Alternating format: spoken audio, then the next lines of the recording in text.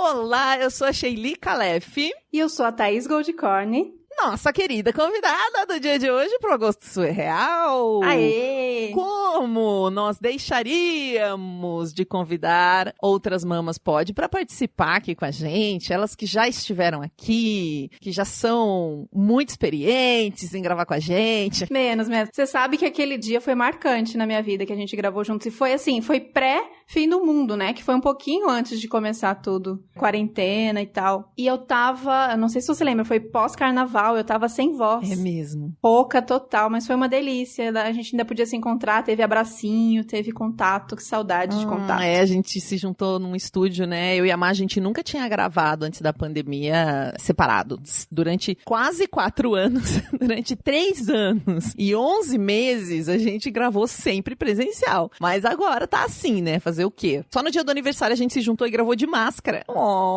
Que nunca existiu. Então, já que você sabe tudo sobre esse podcast, conta pra quem tá chegando agora, como é que ele funciona? Meu Deus, será que eu sei? Bom, vamos lá, do meu jeitinho. Se você tem uma história surreal, uma história maravilhosa que aconteceu com você, você manda pra gente, vou dizer gente que já me sinto aqui de casa, e a gente vai contar a sua história de uma maneira pessoal, de uma maneira carinhosa, em primeira pessoa. Eu gosto muito desse momento que a gente entra tanto na história, que a gente tá junto, e eu demorei pra conseguir separar de que era uma história de uma terceira pessoa, né? De tão pessoal que é. Então é isso, você tem uma história surreal, elas contam aqui desse jeitinho todo especial. Exatamente. Se você quiser ouvir a sua história aqui no Baseado em Fatos Surreais, é só mandar pro e-mail bfsurreais@gmail.com. E a gente conta aqui e não conta quem é você, viu? É anônimo, ninguém vai saber que você mandou a sua história. Então pode pegar aquela história bem, pode ser picante, pode ser difícil, aquela que não dava pra você falar pra ninguém, pra gente você pode falar. Vamos pro caso de hoje?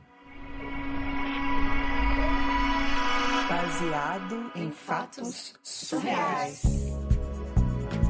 Histórias de mulheres como nós, compartilhadas com empatia, intimidade e leveza. Onde o assunto é a vida e o detalhe surreal. Eu vou te contar essa história que aconteceu comigo. Eu era bem novinha, eu tinha acho que 22 ou 23 anos. E eu tava numa fase um pouco confusa de carreira, quem nunca, né? E aí eu fiquei pensando, não tô feliz com o rumo que tá tomando. Eu quero mesmo é ser fotógrafa. Eu via outras mulheres fotógrafas ao meu redor, assim. E eu decidi que era aquilo que eu queria ser. Vou virar artista. Falou, quero ir pra esse lugar. É isso, eu admirava muito, eu já fotografava assim, né, em casa e tal, mas me faltava a técnica mesmo. E aí eu fui fazer um curso. E aí fiz o curso e me empolguei mais e mais, consegui investir num equipamento ainda bem, no começo usado, simples, mas eu tava muito empolgada. Sabe quando as coisas olham pra você assim, você fala, é isso, é assim que eu me imagino, é isso que eu quero fazer. Você encontrou, você falou, é aconteceu. isso aqui, quero trabalhar com isso, quero viver disso, vou investir nisso. Ai, que bênção, porque tem gente que não acha isso nunca, né? É isso. Ah, então é um conforto pro coração. É isso. E aí, já mais pro final do curso, eu precisava construir um portfólio, né? Eu precisava começar a trabalhar. Eu tava louca pra começar a trabalhar, inclusive. Eu queria ser reconhecida por aquilo, eu queria começar as pessoas me verem como fotógrafa. Então, eu precisava fazer. Aí, um dia, minha irmã me chamou pra fotografar.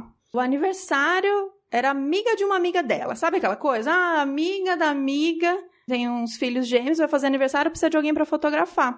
E aí eu fui. A minha irmã já trabalhava como... Ela ia fazer a filmagem dessa festa e precisava de alguém pra fazer as fotos. E aí eu falei, perfeito, vou trabalhar junto com a minha irmã. Só que aquele esquema, né? Primeiro trampo, eu ainda tava estudando. Era um esquema sem remuneração. A gente foi, a festa foi ótima, fotografei, deu tudo certo. Aquele nervosismo de, será que vão gostar das minhas fotos e tal? Mas foi tudo bem. Na volta, indo embora, a gente pegou uma carona com a amiga da minha irmã. Peraí, você fotografou crianças, é isso, né? A festinha infantil. Um aniversariantezinho, toda a festinha, tudo lindo. Foi lindo, foi tranquilo, as crianças eram lindas, era um ambiente controlado, era um buffet, então eram fotos tranquilas de fazer e deu tudo certo, assim, ainda inexperiente, né, não era, oh meu Deus, aquelas fotos, mas deu tudo certo, todo mundo ficou satisfeito, ainda não estavam pagando, ficaram muito satisfeitos, né. Daí é isso, nessa volta, a gente pegou carona com a amiga da minha irmã, então é a amiga que fez a ponte pro aniversário. Ela adorou, ficou toda feliz. Ai, que bom que você fez as fotos, que ótimo. Então, a minha irmã vai casar. E ela também tá precisando de uma fotógrafa, mas assim, tá apertado, casamento, muitos gastos, tá sem grana. E ela começou a jogar aquela migué, né? Aquele verde pra eu fazer de novo, sem cobrar de novo. Sim. Só que assim, o meu sonho, e desde que eu comecei o curso, a me ver fotografando, um sonho era fotografar casamento, sabe? Eu fotografei a festinha das crianças, foi legal e tal, mas casamento era o que eu queria mesmo, assim. E aí eu entendi que ela tava jogando aquela migué pra não pagar, mas eu queria tanto. Pra eu começar a fotografar casamento, eu precisava ter algum casamento no meu portfólio. Alguma foto de casamento, senão ninguém confia, né? Exato. Claro. Aí eu topei, lógico. na hora, sem perguntar muito, sem questionar. Eu entendi que era sem remuneração, mas eu falei, topo, vamos. E aí fechou. Aí também casamento é uma coisa que são muitos gastos mesmo, né? É difícil mesmo pra pessoa. Imagina não ter foto, socorro. Exato. Pelo que eu entendi, já estava meio certo de que não teria foto, porque não tinha grana pra isso, então não ia ter. Eu também fiquei insegura, tipo, não, foto de casamento, eu não posso fazer fotos feias dessas pessoas, dessa noiva, dessa família. Tô começando, né, meu primeiro casamento, mas eu pensei, bom, pra quem não ia ter nenhuma, as minhas fotos, acho que, né, alguns vão servir, vão ficar como lembranças, mesmo se não fiquem as melhores fotos do mundo. Eu tava empolgada, tava feliz, tava muito apaixonada pela nova carreira, assim, então eu topei sem pensar muito. Eu sei que o casamento não era dali muito tempo, acho que passaram 15 dias. E aí a gente foi falando, se combinando, e ela não me dava nenhuma pista, assim, de, eu vou bancar a sua passagem, você vai de avião. Ela não falava nada, porque detalhe... não era na sua cidade. Eu esqueci de contar isso. Eu sou de São Paulo, a gente é de São Paulo, o casamento era no Rio de Janeiro, meu. Esse detalhe, ela me contou quando eu já tava empolgada e já tinha falado sim, já tava envolvida, sabe assim, só que tem um detalhe, é no Rio de Janeiro. Eu tava tão maluca pra construir esse portfólio, eu tava tão empolgada que é como se ela tivesse falado, é aqui na esquina. Eu não liguei. Claro. Eu não liguei. Tá bom. E aí eu imaginei que ela ia bancar essas passagens, né? Pelo menos, porque, tá bom, não vai pagar o meu cachê. Pelo menos ali os custos, pelo menos chegar até aquele casamento eu vou. Menina, os dias foram passando e ela falando como se fosse por minha conta mesmo. Aí o que eu pensei? Bom, beleza, é por minha conta, eu vou bancar, já assumi que é isso, eu pago, mas eu não tenho condições de pagar avião, né? Então eu vou de busão. Eu vou pagar um ônibus, isso eu consigo bancar e eu vou. Aí, beleza, chegou o dia, né, que eu tinha que ir, uns dias antes, né, do casamento, porque com medo de tudo, de atraso, não conhecia, eu não tinha ido pro Rio, eu tinha muitos medos, né, de como ia ser. E aí, ela falou pra mim, ela tinha uma bebê pequenininha, né, tinha 1 ano e pouco, ela falou, legal, você vai de ônibus, mas eu vou de avião, porque... eu não posso correr o risco da minha bebê ficar chorando, essa viagem é muito cansativa, quem já pegou esse busão aí... São Paulo, Rio de Janeiro, sabe como essa viagem pode ser cansativa. E ela falou que ela ia de avião. E eu ia de busão. Falei, tudo bem, não vou esquentar com isso. Daí eu tô lá na rodoviária já, momento de viagem, comprando minha passagem. Ela me manda uma mensagem de que não conseguiu embarcar, ela ia antes, e deu algum problema no voo dela. Perdeu o voo, não entendi o que aconteceu. Eu só sei que era uma mensagem meio desesperada dizendo, eu vou com você de ônibus, compra pra mim aí a minha passagem, que eu vou com você. Compra pra mim aí a minha passagem.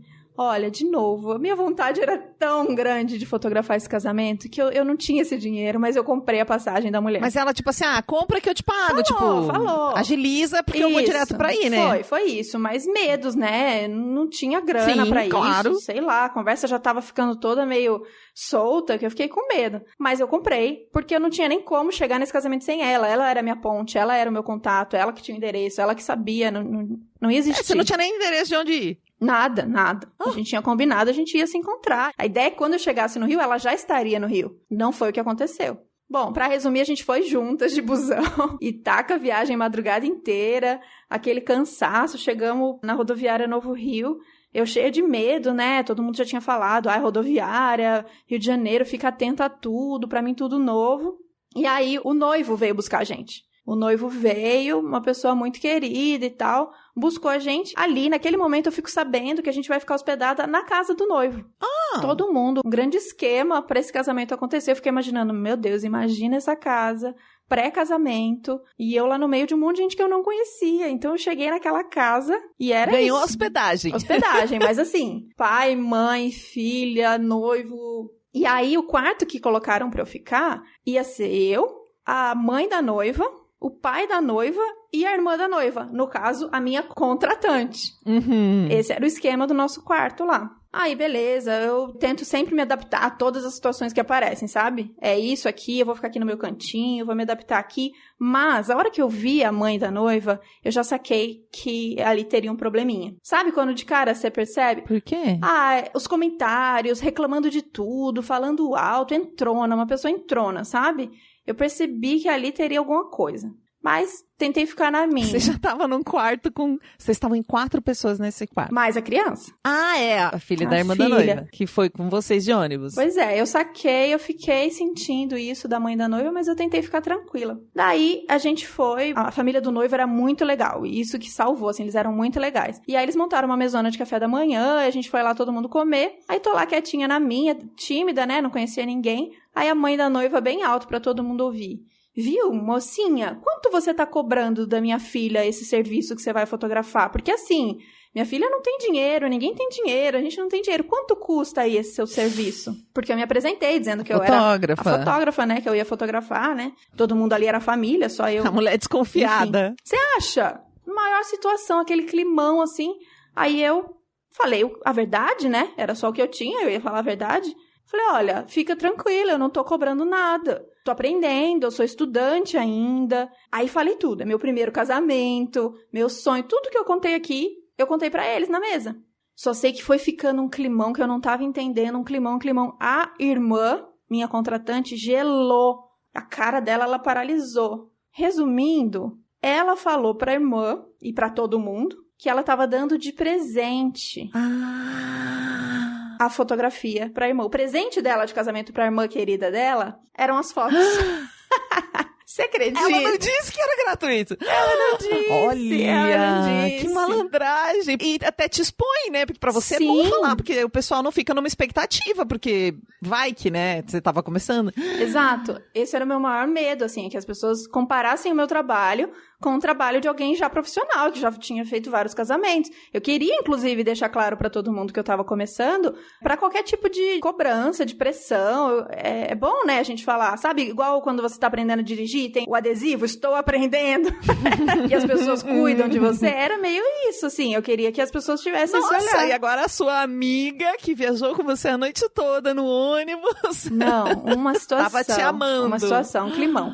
Mas é isso, de novo, eu sou aquela pessoa que eu tava focada em fazer aquelas fotos, em construir meu portfólio. Eu só ignorei. Ficou um clima, mas assim, a família do noivo tentou amenizar. E aí, eis que chegou o dia do casamento. E aí, eu fui pra lá com todas as minhas inseguranças, mas ao mesmo tempo muito empolgada. Fiz as fotos, fiz meu trabalho, tranquilamente. Óbvio, hoje eu vejo que, assim, foi um trabalho de uma pessoa aprendendo, sabe? Tinha muitas coisas que poderia ter feito melhor, mas eles nem iam ter foto, sabe? Então, eu fiz fotos, fiquei do lado deles o tempo todo, registrei tudo, deu tudo certo. Aí volta todo mundo pra nossa grande república. E aí, na hora de dormir, todo mundo cansado. Imagina, casamento, aquele estresse todo, nosso quartinho compartilhado lá.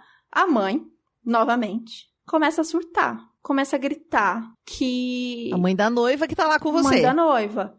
Que horror esse casamento, que horror esse noivo, onde minha filha tá entrando, esse cara não é de Deus, esse cara não presta. E assim, até então era quem eu tinha achado ok, legal, educado, que era a família do noivo, e o noivo em si, muito educado, muito querido. E ela começou a falar que ele ficou bêbado, que ele era um bêbado. Eu fotografei os noivos, então eu fiquei o tempo todo colada nos noivos. Se ele bebeu, sei lá, 2 cervejas, foi muito que ele bebeu. E ela implicando, e assim... gritando pro ar isso no nosso quarto, e eu só tentando dormir, eu lá no meu colchão no chão, encolhidinha, só querendo dormir, descansar, e que aquilo acabasse e tal. E ela causando.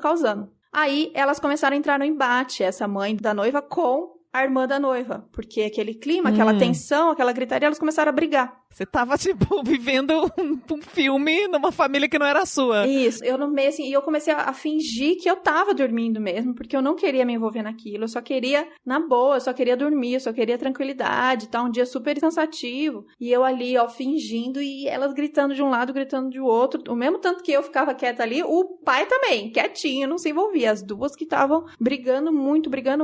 Eu só sei que no meio dessa briga, A irmã da noiva, minha contratante, minha colega, se injuriou, juntou as coisas dela, juntou a bebê e saiu do quarto com as coisas e foi embora.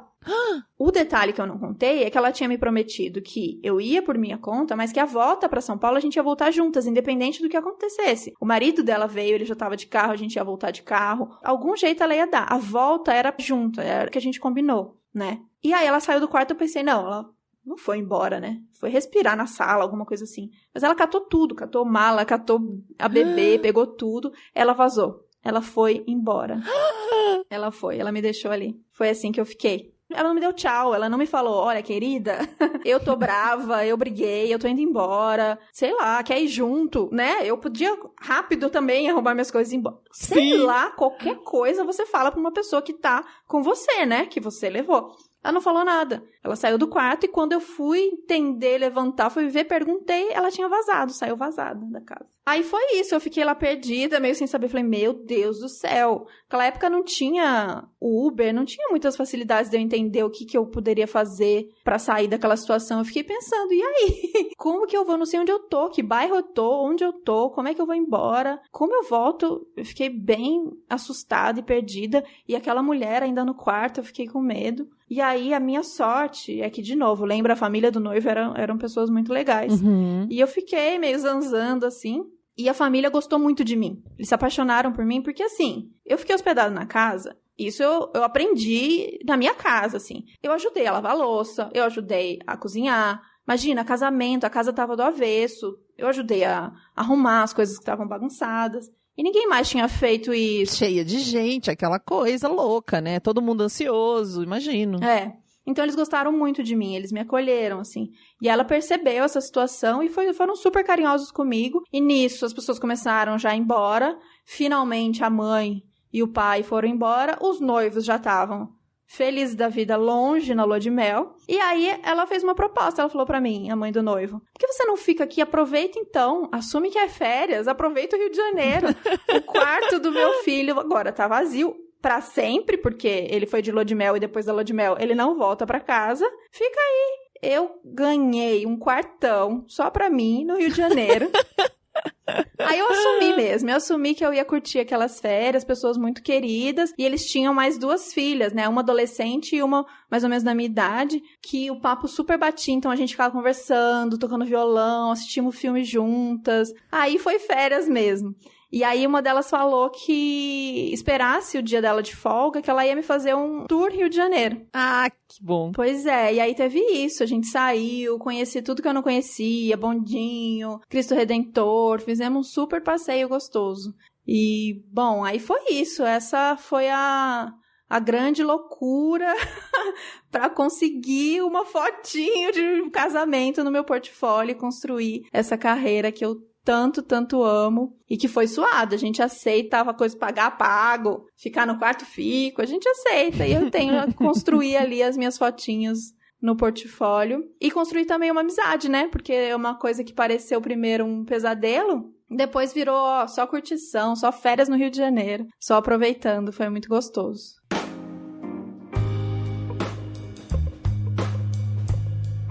Heroína, que história doida. Thaís! Alguém escreveu aqui, porque a gente tá ao vivo, você que está nos ouvindo no podcast, nós estamos ao vivo nas redes sociais agora, no Baseado em Fatos Reais, no Instagram, no YouTube. Alguém escreveu assim, que essa contratante deu um golpe. Exato. Era uma contratante golpista, essa contratante. Exato, aí, né? Nossa. Ai, gente, mas quem nunca aceitou um trabalho, dá pra desconfiar muito de muita coisa, né? A gente meio fecha o olho no começo. É. E tem gente que se aproveita dessa situação, né? Eu ela falar acho. que era presente, que ela estava pagando. Não, fim, tudo né? errado, tudo errado. Fiquei com peninha. Porque eu senti muitas vezes que ela falava, não, até aí tudo bem. Quando pra mim, não era. Eu, não é tudo bem. Ai, não, aí tudo bem, precisava. Eu, não, gente, não precisava ser assim, né? A gente podia construir o portfólio de maneira respeitosa, né, com as pessoas. Não é porque tá começando que precisa aceitar tudo também. Mas a gente faz, a gente querendo, a gente faz. Ainda mais novinha. E é muito doido, porque eu fiquei pensando que ao mesmo tempo que a gente se dispõe a fazer algumas coisas que são, né, um preço menor, uma condição não tão favorável, favorável, tem um limite disso, né, que é complicado. Sim. Ao mesmo tempo que você tá começando, realmente você nunca fez, realmente você não pode garantir o resultado, mas ao mesmo tempo você é cobrado geralmente como um profissional. Sim. Ninguém lembra desse detalhe na hora do vamos ver, ninguém lembra desse detalhe de que te contratou numa condição especial, né? Sim. Aí você é cobrado como um profissional. Isso dá muita questão na carreira das pessoas, né? Problemas até pro mercado. Eu acho que o que mais me surpreendeu dessa história, para além dessa questão profissional, remunerado ou não remunerado, foi o respeito geral, né, com isso. Então, esse fato, tudo bem, não vai remunerar, mas vai me respeitar, né? Onde eu vou ficar, como eu vou, como eu volto. Acho que é importante, até para quem tá começando, essas dicas. Às vezes, a remuneração financeira, ela não existe, seja pelo combinado que você fez, seja porque é alguém conhecido, mas tem todo o por trás disso que precisa ficar muito claro. Como eu vou, como eu volto, quem banca isso? Eu vou comer? Onde eu vou dormir? Escrever isso, né? Deixar isso por escrito, de preferência. Exato. Porque as pessoas podem se folgar nessas... É uma falta de respeito geral, né? Porque ela não considerou em nenhum momento. E essa coisa de fingir que não sabe que tá responsável por você ou que combinou de voltar com você. Ai, que complicado. Quando a gente não conhece as pessoas. Eu achei que ela deu muito a volta por cima, porque ela fez amizade, tirou férias. Sim, ela realmente se adapta.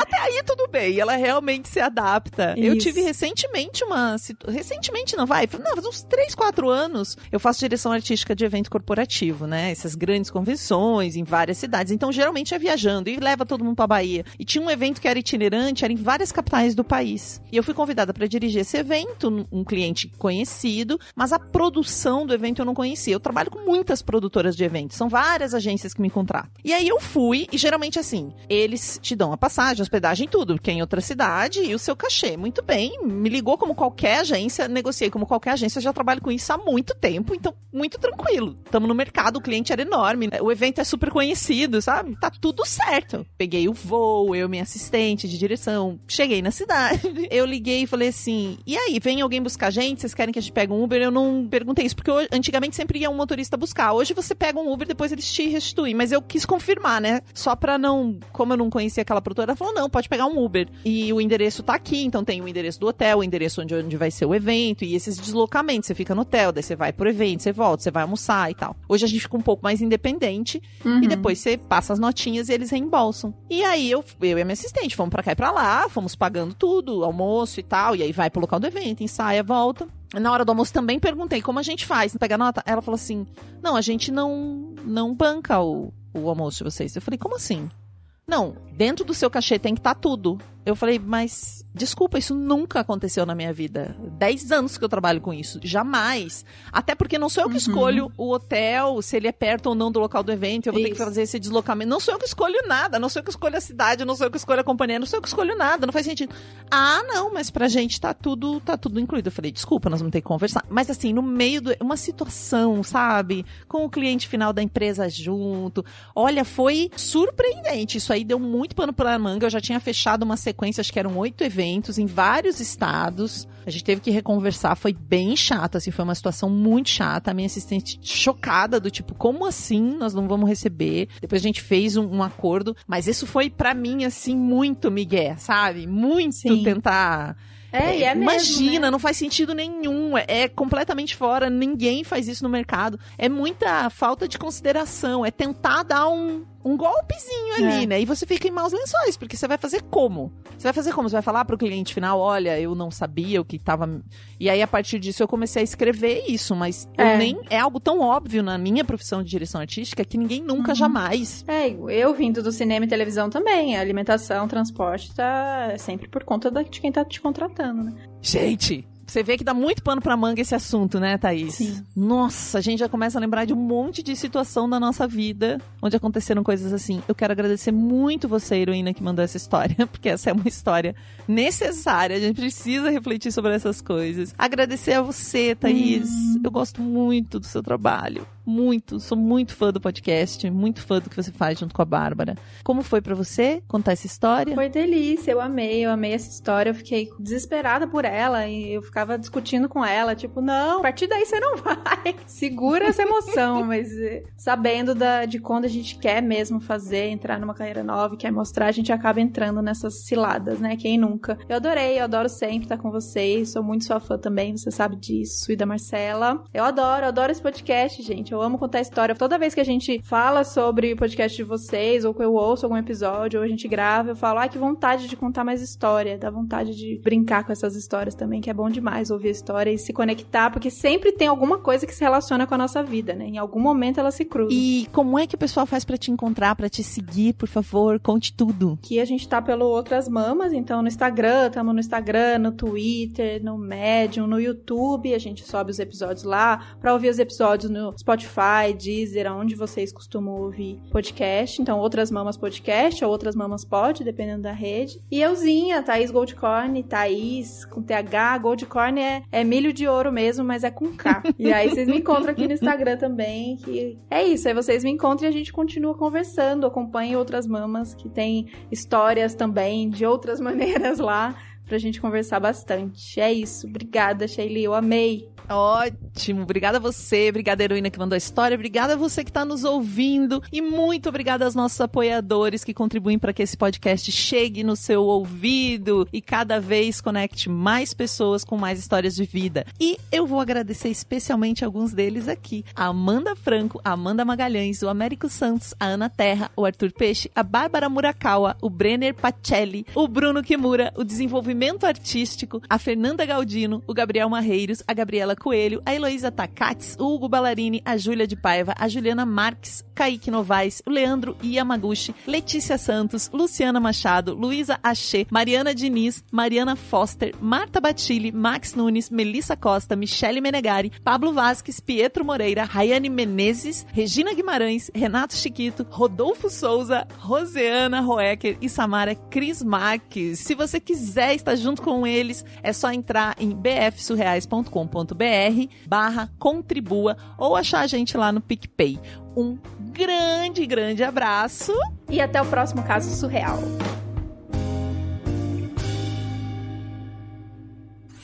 Esse podcast foi editado por Domênica Mendes.